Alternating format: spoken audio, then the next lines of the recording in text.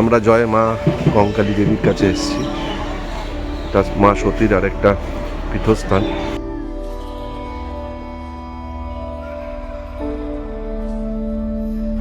Hello my sweet and extended family, আমি Bijita. Trendy ব্লগসের নতুন একটা ব্লগে সবাইকে অনেক অনেক ওয়েলকাম জানাই। বড়দের প্রণাম আর ছোটদের জন্য রইল অনেক ভালোবাসা। আমার আগের ব্লগে সবাইকে দেখিয়েছিলাম যে আমরা শান্তিনিকেতন পৌঁছে সারাটা দিন কী করলাম। আজকের পর্বে থাকবে শান্তিনিকেতনকে একটু ঘুরে দেখা।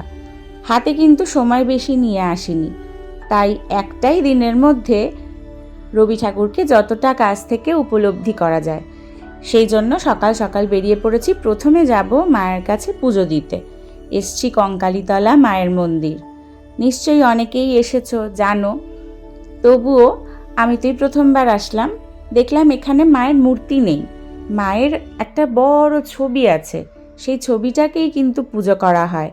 পীঠস্থান, কিন্তু মায়ের শরীরের যে অঙ্গটা এখানে পড়েছিল, কথিত আছে ওটা মন্দিরের পাশের পুকুরটিতে পড়েছে, মানে ওই কুণ্ডতে। তো সেই জন্য এখানে আসলে প্রত্যেকেই ওই কুণ্ডর জল একটু মাথায় নেয়। আর এই মন্দিরের ভিতরে যেটা পুজো হচ্ছে সেখানে হচ্ছে মায়ের ছবিতে পুজো হচ্ছে। চলো তাড়াতাড়ি তাহলে পুজোটা দিয়ে নিই, তারপর এখান থেকে আবার টোটো নিয়ে বেরোতে হবে। প্রত্যেকটা হোমস্টে থেকে কিন্তু টোটো পাওয়া যায়। আর আমরা ওখানে যাওয়ার সময় কিছু টোটোর ফোন নাম্বার রেখেছিলাম, তাদেরকে ফোন করে দিয়েছিলাম। তো তারাই আমাদের হোমস্টে থেকে একটানা এই মায়ের মন্দিরে নিয়ে এসেছে, আবার তারাই রিটার্ন নিয়ে যাবে। তাহলে চলো দেখতে থাকো ব্লগটা।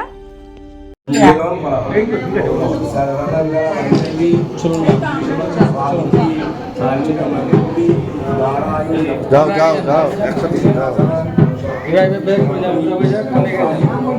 বসো।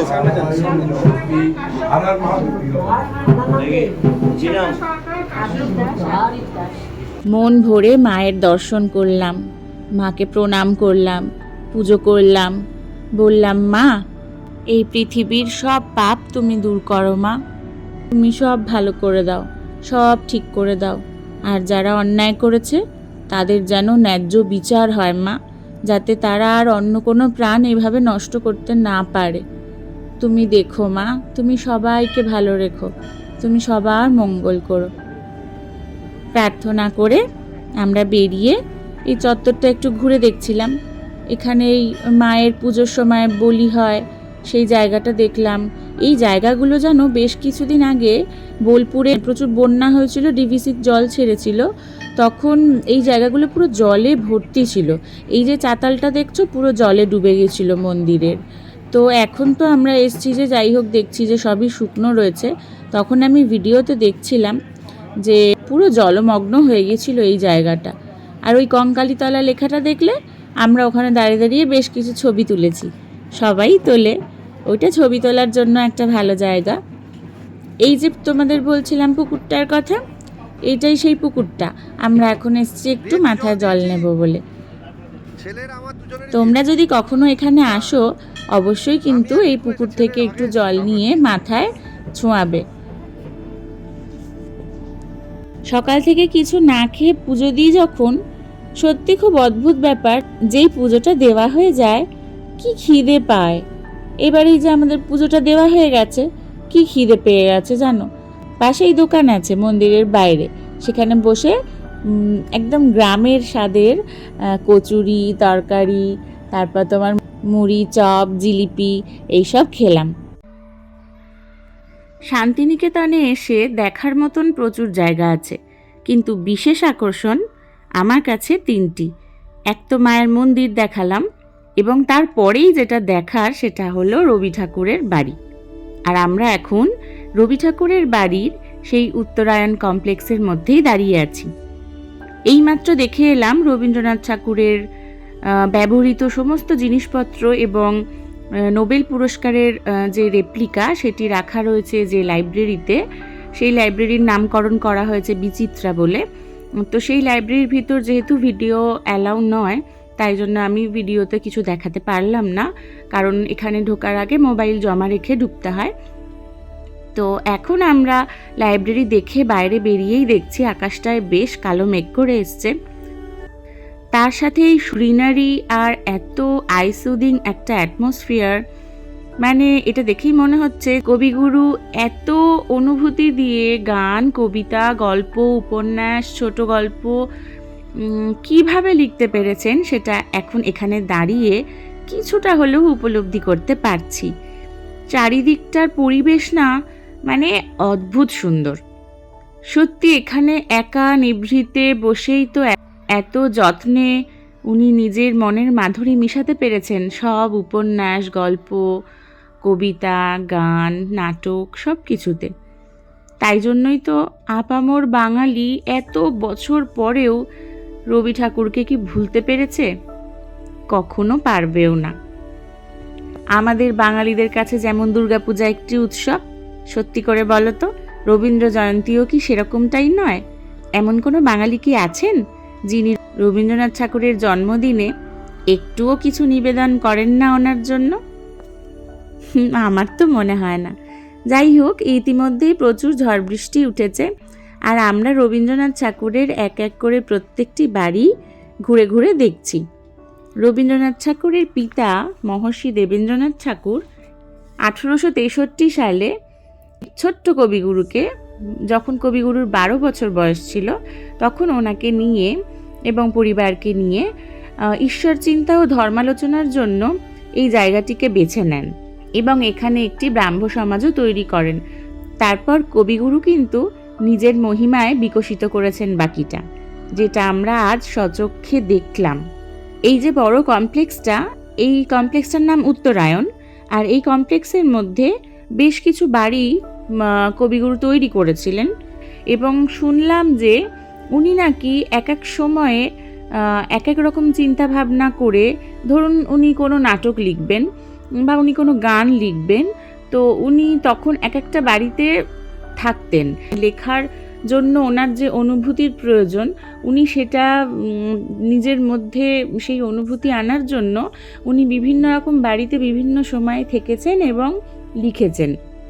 এই কথাটা শোনার পর যখন ওখানে দাঁড়িয়ে এই ব্যাপারটা ভাবছিলাম, উপলব্ধি করছিলাম, সত্যিই মানে গায়ে কাঁটা দিচ্ছিল যে মনে হচ্ছিল না সত্যি কথা বলতে যে উনি নেই আমাদের মাঝে। ওখানে প্রত্যেকটা গাছের পাতায় পাতায়, প্রতিটা ঘাসে ঘাসে, প্রতিটা বাড়ির দেওয়ালে আজও মনে হলো উনি জীবন্ত রয়েছেন। আমরা ওখানে দাঁড়িয়ে এটা ফিল করেছি যে কবিগুরু এখনও এখানে সত্যিই সবার মনে জীবিত রয়েছেন এবং এখনও এখানে মনে হয় ওনার উপস্থিতি পুরো ফিল করতে পারলাম, এরকম একটা। তো সত্যি কথা বলতে এত অল্প সময়ে ঘুরে দেখে মন ভরেনি, আবার যাওয়ার ইচ্ছা আছে, সময় সুযোগ করে আবার কখনো যাব নিশ্চয়ই। তো এখানে যে এই বাড়িগুলোর কথা তোমাদের বলছিলাম, প্রত্যেকটা বাড়ি তোমাদের ভিডিওয়ে দেখালাম একটু একটু করে যতটা সম্ভব হয়েছে। তো বাড়িগুলোর নাম হচ্ছে, একটা বাড়ির নাম যেটা সব থেকে বড়, মানে উনি যেখানে থাকতেন ম্যাক্সিমাম টাইম, সেই বিল্ডিংটার নাম হচ্ছে উদয়ন, এবং ওখানেই উনি বেশিরভাগ সময় থাকতেন বা কাটিয়েছেন। ওখানেই ওনার ব্যবহৃত আসবাবপত্র সমস্ত কিছু রয়েছে দেখলাম। বৈঠকখানাতে ওনার বসার যে ইজি চেয়ারটি সেটাও রয়েছে এখনও দেখলাম। ওনার পিয়ানো, মানে সব কিছুটাই এখনও পর্যন্ত ভালোভাবে সঞ্চিত আছে আমাদের দর্শকদের জন্যই। তো একটি বাড়ির নাম কোণার্ক, একটি মৃন্ময়ী, একটির নাম শ্যামলী, একটির নাম পুনশ্চ এবং আরেকটির নাম উদিচি। প্রত্যেকটা বাড়ি ছোট ছোট করে কিন্তু খুব সুন্দর করে বানানো।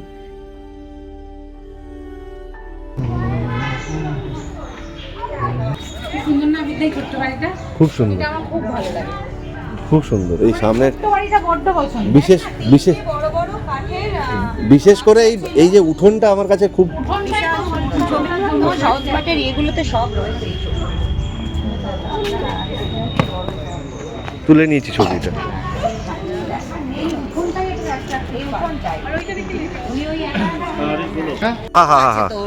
অপূর্ব বসার জায়গা।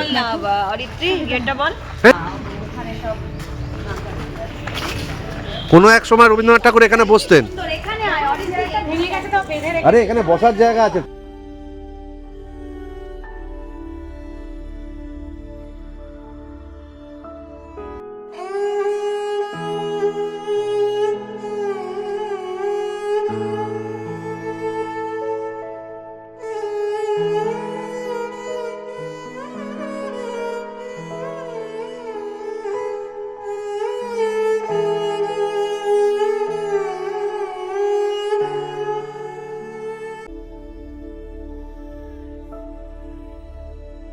যতই দেখি না কেন স্বাদ আর মিটছে না, একটুও ইচ্ছে করছে না এই জায়গাটা ছেড়ে যাই।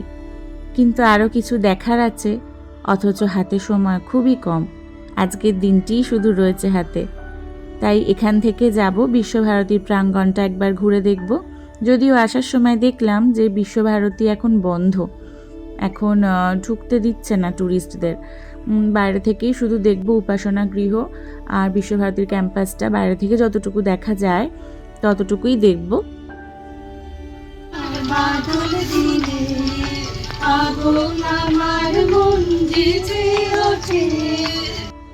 আমার যেমন মন ভরেনি এই অল্প সময়টুকু দেখে, তোমাদেরও এইটুকু ভিডিওতে আশা করি মন ভরবে না। আমি বলবো প্রত্যেককে সামনে থেকে অবশ্যই শান্তিনিকেতনকে একবার ঘুরে দেখতে হয়।